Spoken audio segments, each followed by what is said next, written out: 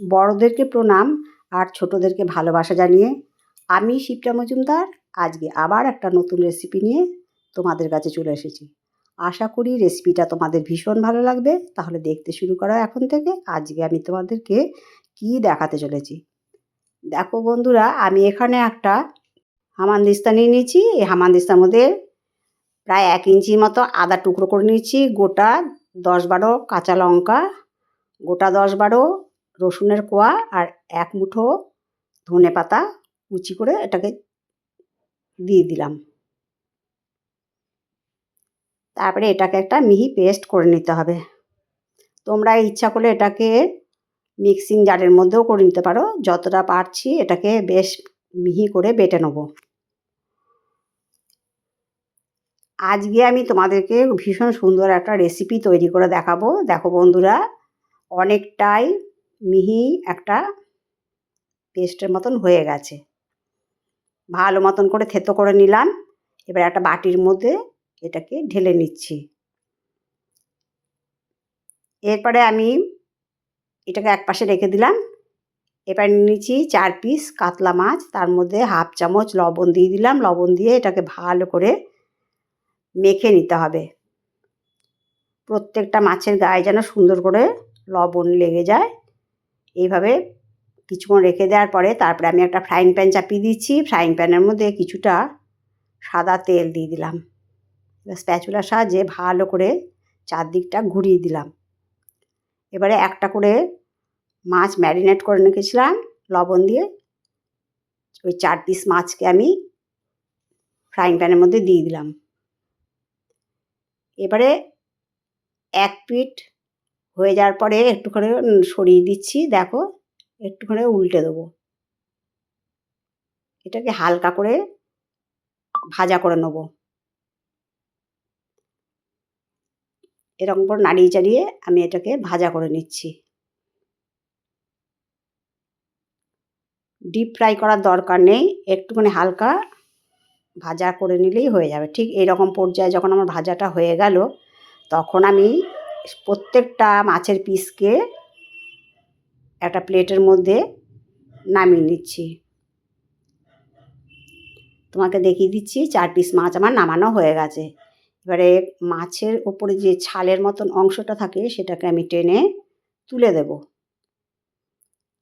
প্রত্যেকটা মাছের থেকেই ছালগুলোকে টেনে তুলে ফেলতে হবে। মাছগুলো ভীষণ এখন গরম, সেই জন্য হাত সয়ে সয়ে মাছের ছালগুলোকে তুলে নিতে হবে। এটাকে কিন্তু গরম অবস্থাতেই তুলে ফেলতে হবে। দেখো 4 পিস মাছ আমার তোলা হয়ে গেল।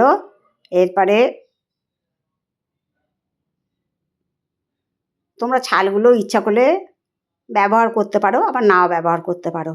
এরপরে আমি দেখো কাঁটাগুলোকে খুব সুন্দরভাবে টেনে বার করে নেওয়া হয়ে যাচ্ছে সুন্দর করে। এইভাবে প্রত্যেকটা মাছের থেকে দেখো একটা একটা করে কাঁটা আমি বার করে নিচ্ছি। খুব সহজেই কাঁটাগুলোকে বার করা হয়ে যায়। আর মাছগুলোকে এই জন্য খুব বেশি ফ্রাই করার দরকার নেই। দেখো মাছের থেকে কাঁটা আমার বার করা হয়ে গেছে।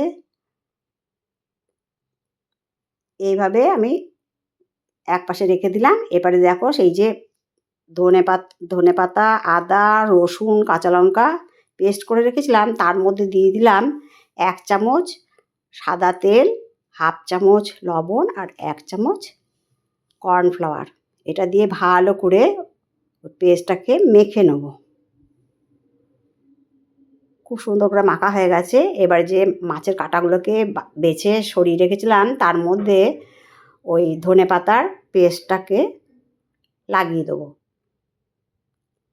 এরকম মোট কথা মাখিয়ে নিতে হবে।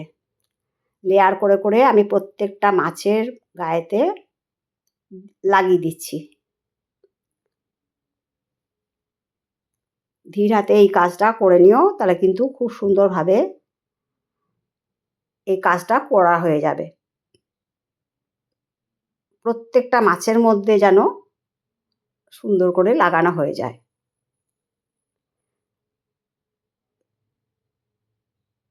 দেখো লাগানো হয়ে গেল। আজকের রেসিপিটা ছোট থেকে বড় সবাই কিন্তু খুব খুশি হয়ে যায়। এইভাবে তোমরা তৈরি করে দিও। দেখো মাছটাকে এক পিঠ লাগানোর পরে অপর পিঠও উল্টে দিলাম। তারপরে অপর পিঠেও আমি ওইভাবে ধনেপাতার লেয়ারটা দিয়ে দিচ্ছি। বন্ধুরা, আজকে আমি তোমাদেরকে কাতলা মাছের ফিশ ফ্রাই তৈরি করে দেখাবো ঘরোয়া উপায়ে। এইভাবে তৈরি করে দিলে কিন্তু দোকান থেকে আমাদেরকে কিনে খেতে হয় না। আর সন্ধেবেলার নাস্তাটা কিন্তু বা টিফিন রেসিপিটা কিন্তু ভীষণ পরিমাণে জমে যায়। ছোট থেকে বড় সবাই খুব খুশি হয়।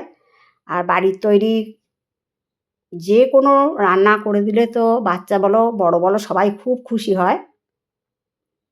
আমি এই ছালটার মধ্যে কিছুটা মশলা মাখিয়ে রেখে দিলাম। এবার একটা বাটি নিয়ে নিচ্ছি, তার মধ্যে নিয়ে নিলাম হাফ বাটি ময়দা আর নিয়ে নিচ্ছি কর্নফ্লাওয়ার 3 চামচ। এরপরে দিয়ে দিলাম হাফ চামচ লবণ আর 1 চামচ গোলমরিচের গুঁড়ো। এবারে অল্প অল্প করে জল দিয়ে দিয়ে একটা স্মুথ ব্যাটার তৈরি করে নিতে হবে। তোমাদেরকে দেখিয়ে দিলাম ব্যাটারটা ঠিক এইরকম হবে। একটু একটু করে জল দিয়ে দিয়ে ব্যাটারটা তৈরি করলাম। তারপরে সবশেষে এর মধ্যে একটা ডিম ভেঙে দিয়ে দিলাম। তোমরা যেমন পরিমাণে তৈরি করবে ঠিক সেই রকম পরিমাণে সমস্ত কিছু জিনিসপত্র নিয়ে নেবে। এরপরে দিয়ে দিলাম 1 চামচ বাটার আর দিয়ে দিলাম বেকিং পাউডার হাফ চামচ আর 1 চুটকি baking soda. Butter, baking soda আর বেকিং পাউডারটা দিয়ে ভালো মতন করে ফেটিয়ে নিলাম। এরপরে ফ্রাইং প্যানটা ধুয়ে পরিষ্কার করে নিয়ে এসে আবার গ্যাসের ওভেনে চাপিয়ে দিয়ে সাদা তেল চাপিয়ে দিলাম। তেলটা যখন গরম হলো তারপরে একটা করে কাতলা মাছের পেটি দিয়ে যে ফিশ ফ্রাইটা তৈরি করছি সেইগুলো একটা একটা করে দেখো ছেড়ে দিচ্ছি। এইভাবে প্রত্যেকটা পিস আমি ছেড়ে দেবো। ব্যাটারের গায়ে ভালো মতন কোটিং করে আমি এর প্রত্যেকটা কাতলা মাছের পেটি ছেড়ে দিলাম। ওপর থেকে অল্প অল্প করে তেল দিয়ে দিতে হবে।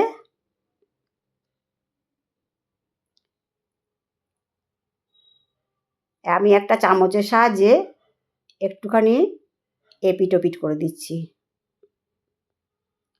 একটা পিঠ সুন্দর হালকা মতন ভাজা হয়ে যাওয়ার পরে অপর পিঠটা উল্টে দিতে হবে।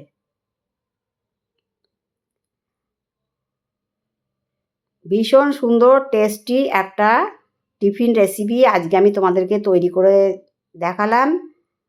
বন্ধুরা, কেমন লাগলো না লাগলো অবশ্যই তোমরা তোমাদের কমেন্টসের মাধ্যমে জানিও। তোমাদের একটা সুন্দর কমেন্টস পেলে আমি কিন্তু অন্য আরেকটা রেসিপি তৈরি করতে ভীষণ উৎসাহ পাই। দেখো কত সুন্দর দেখতে লাগছে।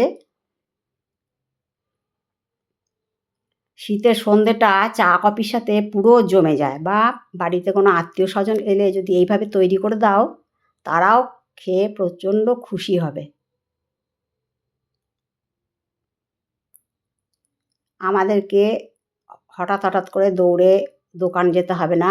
আমাদের ঘরে যদি শুধুমাত্র কাতলা মাছ থাকে আমরা এইভাবে কাতলা মাছের ফ্রাই তৈরি করে দিতে পারি। দেখো এবার তেল ছেঁকে আমি তুলে নিচ্ছি। প্রত্যেকটা ফ্রাই আমার দেখো ভাজা হয়ে গেল। এবার তেল ঝরিয়ে ঝরিয়ে আমি একটা প্লেটের মধ্যে তুলে নিয়েছি। যাই হোক, আশা করি তোমাদের রেসিপিটা ভালো লেগেছে। তোমাদের যদি ভালো লাগে তবে লাইক, শেয়ার, কমেন্টস আর সাবস্ক্রাইব করে আমার চ্যানেলের পাশে থেকো। আর যদি কোনো নতুন বন্ধু এসে থাকো অবশ্যই বেল বাটনটা অন করে দিও, তাহলে সমস্ত নোটিফিকেশান তোমাদের কাছে পৌঁছে যাবে। আমার যত কাছের দূরের বন্ধু আছো তোমরা আমার প্রাণ ভরা ভালোবাসা নিও। তাহলে বন্ধুরা আজকে আমি এই পর্যন্ত রাখি। অন্য কোনো দিন অন্য কোনো রেসিপিতে আবার দেখা হবে। কেমন? টাটা।